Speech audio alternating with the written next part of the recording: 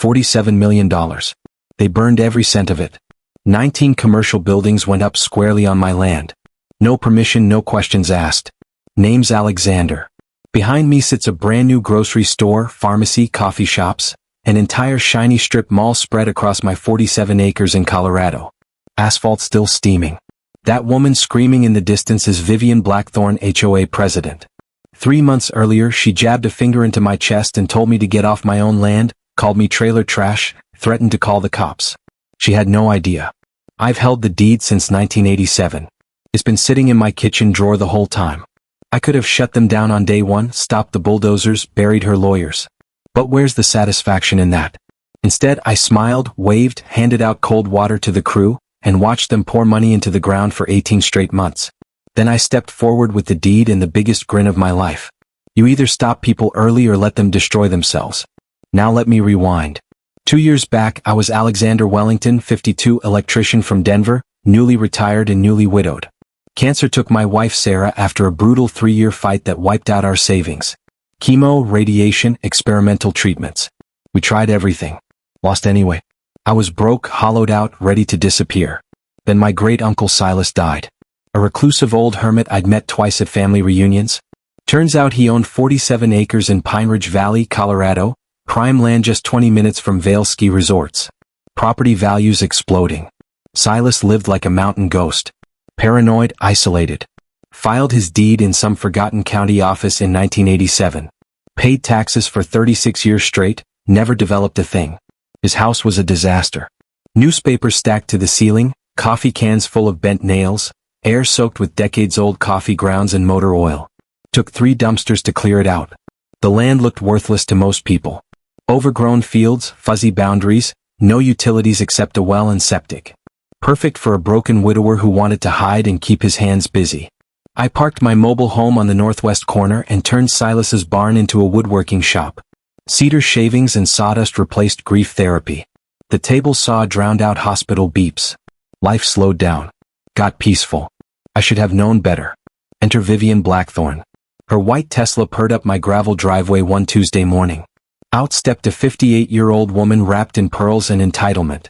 Designer suit, flawless hair, an attitude sharp enough to cut glass. HOA president of Ridgemont Estates, the luxury development that grew around my land like an invasive species. 500 homes, average price $800,000. 47 pages of bylaws. $500 fines for mailbox font violations. She brought backup. 2 security guards in matching polos trailing her like obedient pets. I stood on my porch in work boots and flannel, holding coffee that tasted like burnt oil. I said good morning. She didn't. She informed me I was trespassing on HOA common land. Her heels clacked across my porch like a judge's gavel. I nearly spit my coffee. I told her I lived there. She smiled and said not for long. With a dramatic flick, she produced a surveyor's report, glossy, stamped, expensive. My mobile home supposedly crossed 3 feet onto HOA property. Trespassing. Environmental violations. Aesthetic degradation. The nerve of it. She stood on inherited land and demanded money I didn't have. Her report probably cost more than my truck. Meanwhile, Uncle Silas's property map was hand-drawn in crayon and taped to my wall.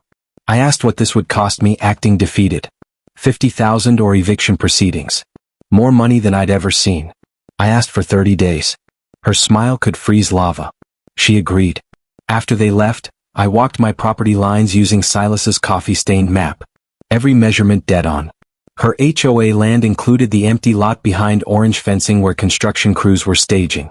Signs advertised Ridgemont Commercial Plaza. 19 buildings. Grocery anchor, pharmacy, cafes, boutiques, fine dining. That night I pulled Silas's deed from the kitchen drawer. Filed clean in 1987. Legal description matched the crayon map perfectly. I owned all of it.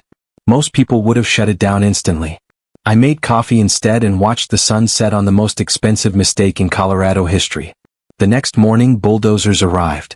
I waved like the world's friendliest neighbor. Vivian couldn't resist. Week 3, she returned with an HOA lawyer, a county inspector, and some environmental official. They marched across my land like conquerors. The inspector mumbled about septic violations, clearly reading off a script. Diesel engines roared behind him. Concrete trucks beeped endlessly. $2 million already sunk into site prep. Her lawyer wiped sweat and offered a generous settlement. 25,000. I said I'd pay. Vivian lit up. She thought she'd bleed me dry. In reality, I was buying time. I asked for 90 days. She countered with 60. We shook hands. Her grip felt cold and lifeless. Excavators carved foundation trenches behind her. Sarah always said patience was my strength. Took me 3 years to win her over. Same rule here. Let them commit fully. That's where the real money is. I met the foreman, Javier Rodriguez. He offered me a Coke. The workers called me the quiet boss. I walked the site daily. By month 2, Vivian launched a media campaign. Newspapers praised economic revitalization. She posed beside my mobile home like it was a defeated enemy. I watched from my porch, coffee raised in salute, as construction milestones stacked up week after week. Steel frames climb higher across all 19 buildings. Electrical crews pull in with white vans. Plumbing trucks line the road like an occupying army. Every crew means another $1 million she will never get back once the truth surfaces. Vivian starts rehearsing her victory tour. A grand opening is penciled in for next summer.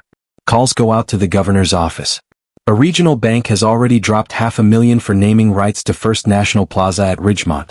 She even throws an evening cocktail party for future tenants.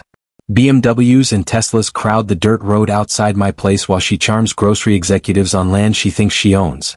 That mobile home issue will be taken care of soon, I hear her say. We're handling it through proper legal channels.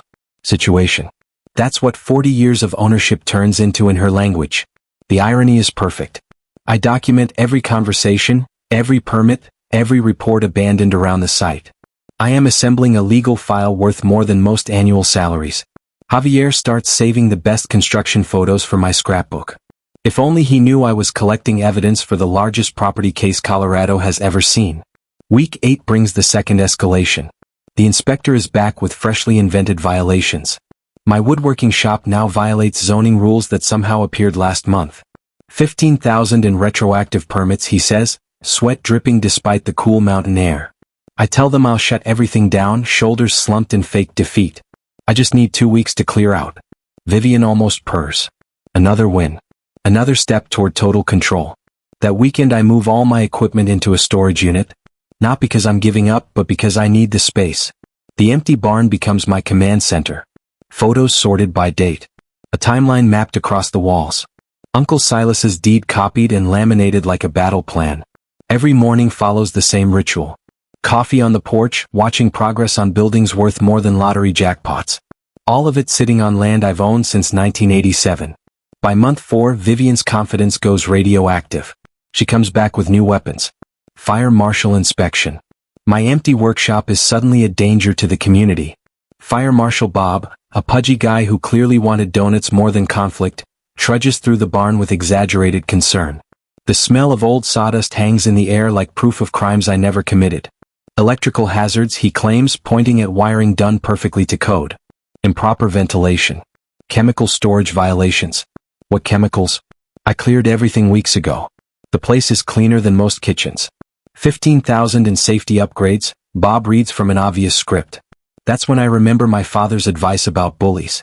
Give them exactly what they ask for, just not the way they expect. No problem, I say. I'll need permits for the electrical work though. County approval runs 60 days, right? Bob shifts uncomfortably. Vivian's lawyer whispers fast. She thinks I'm desperate. In reality, I just bought 6 more weeks while her budget bleeds another $8 million. Every delay makes her investment heavier. 45 days? She snaps. Perfect. I'll start tomorrow. That afternoon I walk through their site. The halfway mark. Concrete poured, steel rising like a metal forest against the Colorado sky.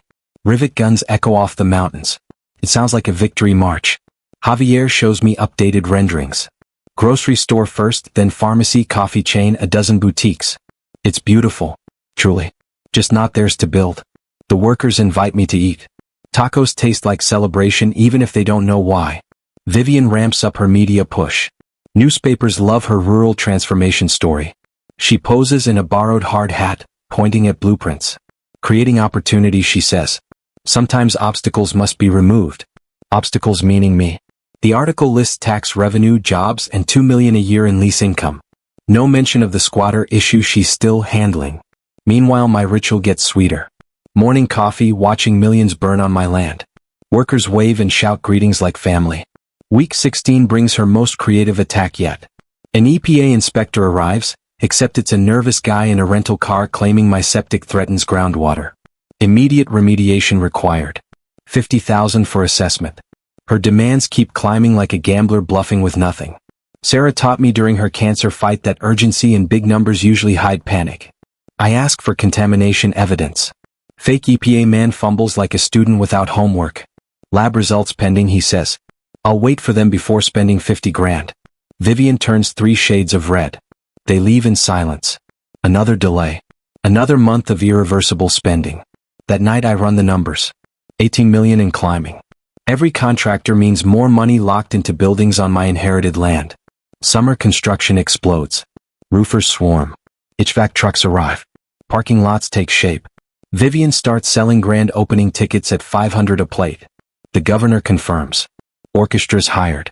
She plans the party before confirming ownership. Peak arrogance. I buy 2 tickets.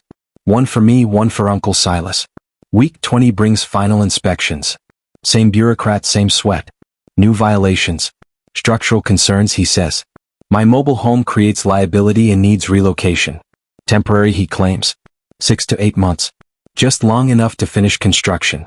I tell them I'll consider options. That night, porch lights illuminate their progress like a stage show. 28 million invested, 70% complete. Time to call my Denver attorneys. Week 22 unleashes Vivian completely. Daily harassment becomes her job. Noise complaints. Welfare checks. Mail interference. Attempts to label my home abandoned. Officer Martinez shows up one morning embarrassed already. Fresh paint smells drift from her nearly finished buildings. Someone says this trailer's abandoned, he says. I lift my coffee. Do I look abandoned? He laughs. Same woman again. She used to practice law back east. Knows exactly how to turn bureaucracy into a weapon. Used to practice anyway. Disbarred in Connecticut for real estate fraud.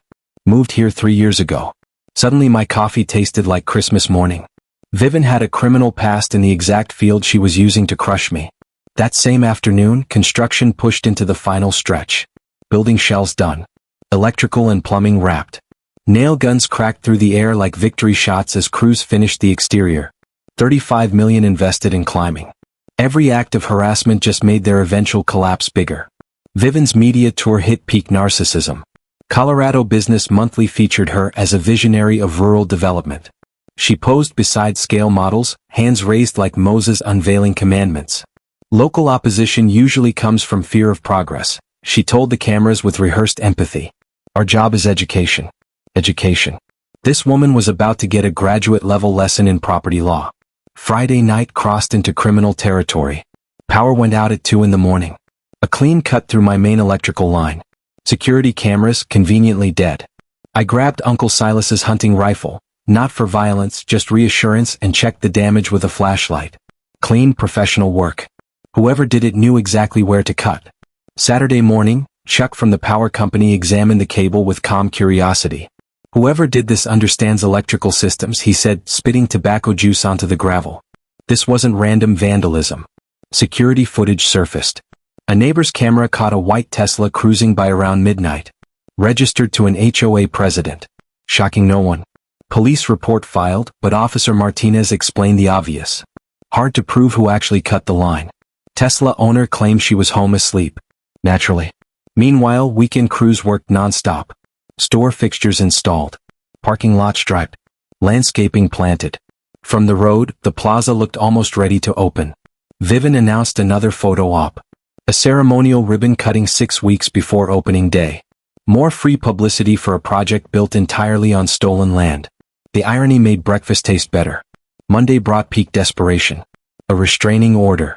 She claimed I intimidated residents with threatening behavior. Threatening how? Existing.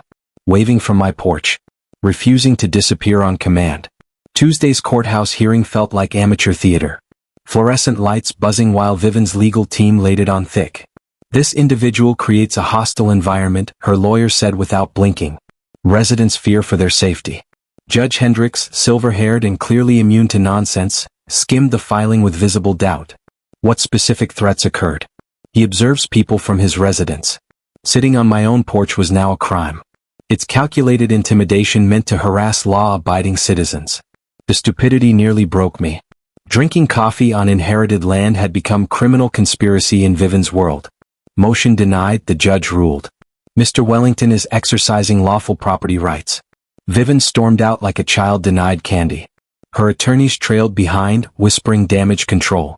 That night I made the call I'd been planning for months. The Denver drive took 2 hours through mountain curves that echoed Uncle Silas's warnings about city people stealing land. Turns out he wasn't paranoid. Carmichael and Associates filled 3 floors of a downtown high-rise. Senior partner Janet Carmichael reviewed my documents with interest that slowly turned predatory. "This is the cleanest property case I've seen in 30 years, she said, spreading construction photos across the table. "Your uncle's deed is rock solid." "What's my position?" "Legally you could stop construction tomorrow," she said, typing fast. "But financially let them finish. Every dollar spent becomes recoverable damage. Current exposure 38 million and rising. Final value around 52 million. 52 million. Built on land I inherited for nothing. I want to wait until the grand opening," I said. Her smile could have powered half the city. "Maximum public embarrassment." "I like that." We agreed on 40% contingency. Her firm would handle the nuclear option for 20 million of the settlement. Driving home in the dark, I did the math. 32 million minimum. More money than electricians see in several lifetimes. Harassment kept coming through week 25. Anonymous flyers. Vandalized mailbox. Midnight threats. But now Denver's best property lawyers were gearing up for the biggest real estate lawsuit in state history. Construction hit 95%. Signs installed.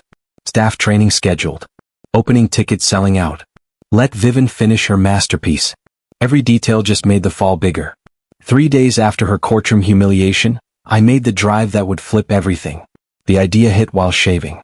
Sarah's voice echoed in my head. "Sometimes the universe gives you exactly what you need, right on time." Uncle Silas's deed wasn't just inheritance. It was justice gift wrapped. Carmichael and Associates occupied a glass tower so polished it felt expensive just to breathe inside. Elevator rides cost more than most people make an hour. My reflection looked wrong.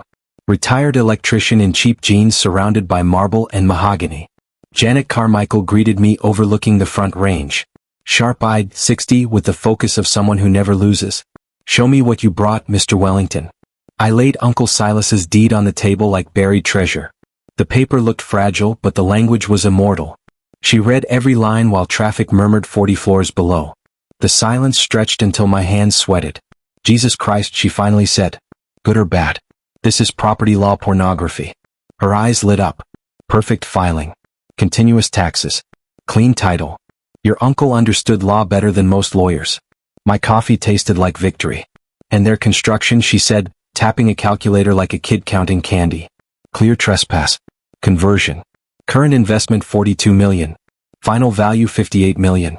58 million built on land that cost me nothing but a funeral." My hands shook, not fear, anticipation. "What's our position?" "Nuclear." She flipped through case law like battle maps.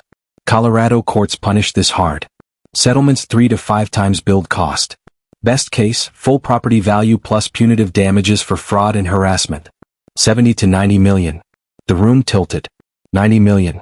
They'll argue adverse possession. I said. Impossible. You paid taxes, lived there, maintained ownership. This is just expensive trespassing with fancy blueprints. She showed me case after case. Owners won every time with documentation like this. Timeline. We file the week of the grand opening. Maximum money on the table. Maximum cameras rolling. Maximum humiliation. Her eyes gleamed. Your tormentor becomes the defendant in the biggest property lawsuit Colorado's seen. The irony tasted better than cake. Background check on Ms. Blackthorne is interesting, she added. Disbarred in Connecticut for real estate fraud. Similar schemes had surfaced in Massachusetts, Rhode Island, and New Jersey. A serial property scammer with federal exposure. Suddenly, all the pieces snapped into place. Vivian made a career out of preying on vulnerable landowners, pressuring them into cheap sales, then developing stolen land for massive profit. This time, she chose someone who pushed back, someone prepared to file federal racketeering charges. An interstate fraud pattern meant RICO violations. The FBI loves cases like this. Federal prison territory. Vivian was not just about to lose money, she was staring down real jail time. So what was my move now? Nothing. Go home. Wave at the workers. Let them finish everything. The more money they poured in, the bigger my payout became. We had agreed to a 35% contingency, which still left me with at least 60 million. More money than most electricians see in 10 lifetimes. Driving home through the mountain curves, I felt something I had not felt since Sarah died. Real excitement about tomorrow. For 2 years, every sunrise brought only grief and isolation. Now every morning meant watching my enemies dig deeper holes with million-dollar shovels. Back at the site, crews installed the final exterior details. Store signage, landscaping, parking lot lines. The place looked flawless, exactly the crown jewel Vivian imagined. All of it sat on my inherited land. I walked through it like a museum of beautiful errors. Javier waved from his trailer, hard hat tilted at a cocky angle. 6 weeks to grand opening. Boss, you excited for the party? More than you know. If only he realized I was planning the most expensive surprise party in Colorado history. That night, I stood on my porch doing revenge math. Vivian had spent 18 months building her dream on my property while calling me trailer trash and threatening eviction. In 6 weeks, I would own everything she built, plus enough money to fund small nations. The mountain air smelled like justice, diesel, and quiet satisfaction. The morning after meeting my lawyer, everything shifted. No more defense. It was time for the most aggressive property ambush Colorado had ever seen. Step 1 was building an evidence fortress. My workshop turned into mission control, heavy with printer ink and purpose. Construction photos lined the walls in timeline order. Permits sorted by trade. Videos of harassment incidents labeled and dated. Everything cross-referenced like war planning. Because that was exactly what this was. Legal combat with 60 million on the line. The county clerk's office supplied the ammunition. Dorothy, a grandmotherly clerk who had worked there since disco faded out, pulled files thick as phone books. Funny thing, she said while copying permits. All these documents reference boundaries that don't match the original surveys. How far off? 47 acres. Her wink could have powered a small town. I remembered a lesson from my electrician days. When wiring doesn't match the blueprint, someone gets hurt. Same rule applies to property law. When permits don't match deeds, someone gets shocked. Surveyor Mike Coleman arrived with equipment worth more than my truck. His crew planted stakes across my land while construction continued 50 yards away. I told him I needed precision suitable for federal court. His eyes lit up. Federal court means real money. Probably more than you expect. While his team worked, I moved to phase 2, rallying insiders. Javier became my unofficial intel channel, sharing schedules over cold beers after work. Sonora Blackthorn very nervous lately, he said. Keeps asking workers if anyone talks to you. What do you tell her? That you are a nice man who brings cold water. He laughed. She hates that answer. Soon the workers were helping without being asked. Photos of permit violations, safety shortcuts, rushed work. Union guys know quality and they saw Vivian cutting corners everywhere. No good, Jose whispered, showing wiring barely within code. Cheap materials. Dangerous speed. More fuel for my case. Then Janet Carmichael called with news that turned my coffee into champagne. The FBI had opened a preliminary investigation. Interstate fraud triggered federal jurisdiction. 15 confirmed victims across 4 states. 23 million in documented losses. Vivian wasn't a local bully. She was a professional criminal. The plan was perfect. Civil court would destroy her finances. Federal court would erase her freedom. Mike Coleman's final survey confirmed it all. The entire development sat squarely on my land. Their survey had been falsified. No professional misses 47 acres by accident. Someone committed a felony signing those papers. Another charge added to her pile. That afternoon, reporter Sarah Finley called. Rumors of a massive property dispute, she said. Any comment? Come during grand opening week. Bring cameras. Bigger than you think. As construction wrapped up, fixtures went in and staff training began. Tickets sold fast. Vivian's victory party was turning into a public reckoning. Town gossip revealed how deeply she was hated. People feared her retaliation. My reveal would free the whole valley. That woman's ruined more lives than disease, Bill the diner owner muttered. Someone needs to end her. Someone will.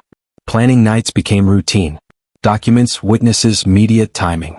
Property law was beautiful in its brutality. Build without permission and every dollar becomes recoverable. Add code violations and penalties multiply. 3 weeks to opening. 3 weeks for Vivian to complete her $58 million mistake. I watched security lights flick on at sunset, illuminating buildings that would soon be mine. 2 weeks before opening, Vivian finally cracked. She showed up alone, desperation clinging to her designer clothes. Stress sweat mixed with perfume. "We need to resolve this," she said, voice thin. "Coffee's fresh." Her hands trembled. 250,000 cash, relocation, a premium manufactured home near Denver. 4 million to walk away from 60 million. She was beyond bad at math. "That's a serious offer," I said, letting hope bloom. She relaxed. "Need time to think?" "Of course. Big decisions take time." She didn't know those 2 weeks were for the FBI. Then she made her fatal mistake. Someone reported her environmental violations. The state inspector arrived Thursday. "No environmental impact studies on file," he said. I watched from my porch as construction halted. Coffee never tasted better. Environmental compliance shut everything down until inspections were complete. Fines ranged from 50,000 to 5 million depending on what inspectors uncovered. 5 million in penalties stacked on top of my $60 million lawsuit. Vivian's empire was collapsing faster than a controlled demolition. By Friday, desperation pushed her into criminal territory. That evening, Sheriff Martinez stopped by with information that caught my attention. Someone had offered a county environmental officer $20,000 in cash for favorable inspection reports. People do reckless things when they're cornered. Reckless enough to commit felony bribery. An anonymous tip triggered a recorded sting operation. 20 grand in attempted bribes. Another federal charge added to Vivian's growing rap sheet. He asked if I was staying safe, said tensions were high. I told him I was safer than some people's legal situations. The weekend brought Vivian's most unhinged move yet. A whisper campaign claiming my mobile home was secretly a meth lab. According to her story, my woodworking chemicals were drug manufacturing supplies. In a small town, gossip spreads fast, but this one backfired hard when locals laughed it off. Marcus cooking meth? Bill snorted at the diner while flipping pancakes. That guy reads instruction manuals to open soup cans. The rumors reached Sheriff Martinez, who asked for a voluntary inspection. I welcomed him in and showed him my tools and Uncle Silas's documents. He apologized for the circus and said desperate people spread desperate lies. If only he knew how catastrophically stupid Vivian's mistakes were becoming. By day 10, construction was completely finished. Signs blazing, staff trained, inventory stocked. The shopping center looked magazine perfect. $60 million of retail built entirely on my inherited land. Vivian's guest list read like a Colorado power directory. Governor, senators, business moguls, media figures. 800 guests paying $500 each for a so-called community celebration. $400,000 in ticket sales for a party celebrating massive real estate theft. I bought extra tickets for my growing entourage. Sarah Finley updated me on her investigation. Victims in Connecticut were organizing a class action against Blackthorn. 18 families, 37 million in stolen property value. The FBI had raided Vivian's storage units and found forged surveys, fake contracts, offshore accounts. This wasn't sloppy greed, it was a criminal enterprise. Civil court would bankrupt her. Federal charges would imprison her. Environmental violations would erase what little reputation remained. A perfect legal trifecta. Meanwhile, I kept playing the friendly neighbor. Morning waves, helping delivery drivers, chatting about exciting new shopping options. Everyone assumed I was thrilled. No one suspected I was counting hours until owning everything outright. 1 week before the grand opening, Vivian tried a final Hail Mary. An anonymous LLC offered 300,000 cash for immediate sale and permanent relocation. 300 grand for land holding 60 million in illegal construction. I nearly choked laughing. I told the nervous lawyer I was weighing my options. That evening, I watched party preparations from my porch. Catering trucks, decorations, sound systems. Professional planning for Colorado's most expensive legal disaster. 7 days until her victory party became a public execution. The mountain air carried the scent of incoming justice. 5 days before opening, Vivian crossed from desperation into insanity. At 3 a.m, breaking glass jolted me awake. A brick smashed my workshop window with a note attached. Leave now or face consequences. The smell of kerosene hung in the air. My security cameras caught everything. Her white Tesla parked nearby while a masked figure poured accelerant around my home. Attempted arson on video, her vehicle clearly visible.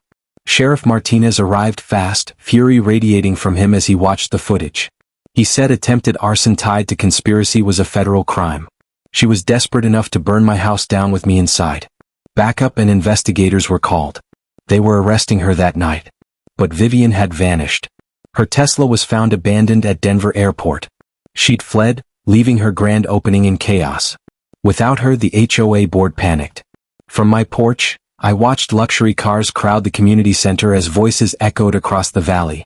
Environmental fines would bankrupt them. Insurance wouldn't cover criminal liability. They talked about distancing themselves immediately. Too little, too late. They'd enabled everything. Liability spread to everyone involved. Janet Carmichael called with news that made my coffee taste like champagne. Vivian's flight triggered a federal manhunt. The FBI issued a warrant for interstate flight. Media coverage was scheduled for the next morning. Courthouse steps, full cameras, maximum exposure. After 18 months of harassment and threats, justice was finally arriving. That afternoon, workers began removing equipment, assuming the project was canceled. I stopped Javier and asked who authorized it. The HOA had terminated the project due to legal issues. I almost laughed. They were dismantling $60 million of buildings after realizing they'd built on stolen land. I told him to leave everything as it was. A big announcement was coming. 48 hours later, it would all be mine.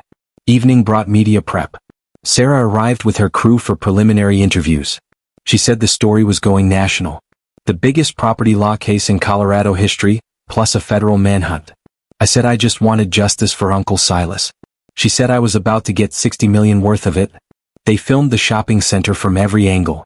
The evidence was undeniable. I barely slept that night, not from nerves but anticipation. Sarah always said I was most dangerous when calm. Tomorrow would prove it. Saturday's grand opening arrived without Vivian. 800 guests paying to witness the most expensive legal disaster in state history. I'd bought 30 tickets for friends, family, lawyers, and media. Friday sunshine gave way to a perfect Saturday morning. By 9, news trucks packed the courthouse square. Local, state, national coverage.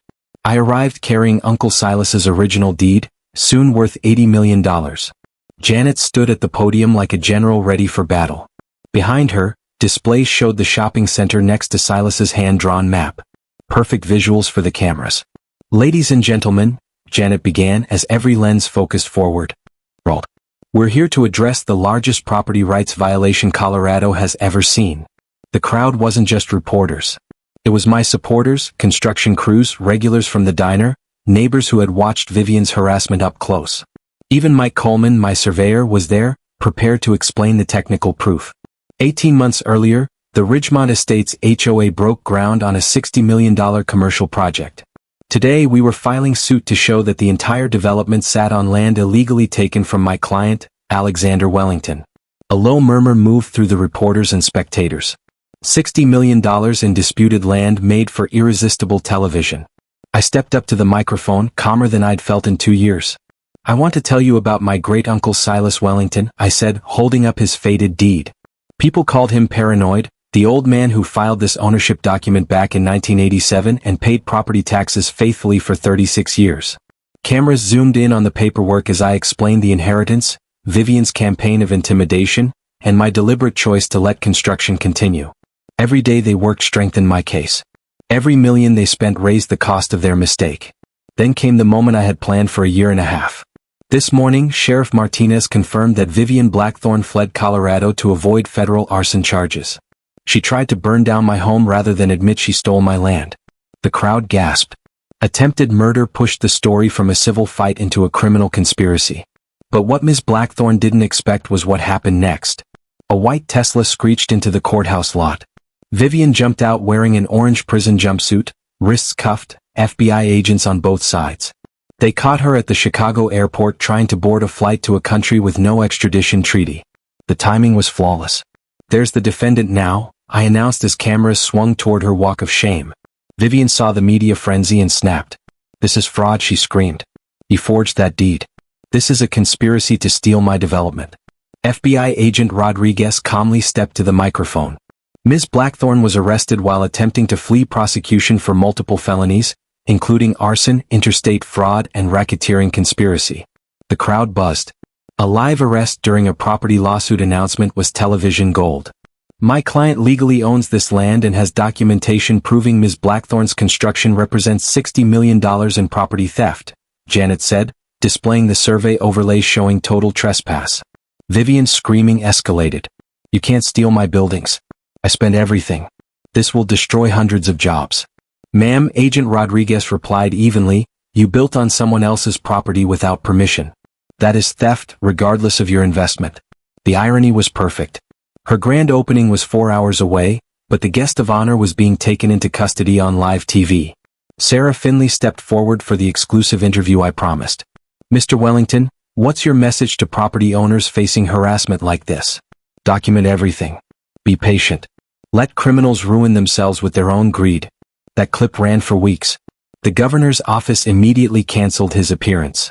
Business leaders pulled endorsements. The shopping center's anchor tenant voided its lease due to fraudulent land claims. Vivian's empire collapsed in real time. As agents loaded her into the vehicle, she made one last plea. Marcus, we can fix this. I'll give you half. I walked to the window and said, Vivian, I already own all of it. Thanks for building it with your money. Her scream echoed down the block. The courthouse erupted in applause under clear mountain skies and national media coverage. 6 months later, I stood in the same courthouse, this time for a settlement announcement. The final figure exceeded projections. $87 million, including land value, construction costs, punitive damages, fees, and interest, the largest civil settlement in state history.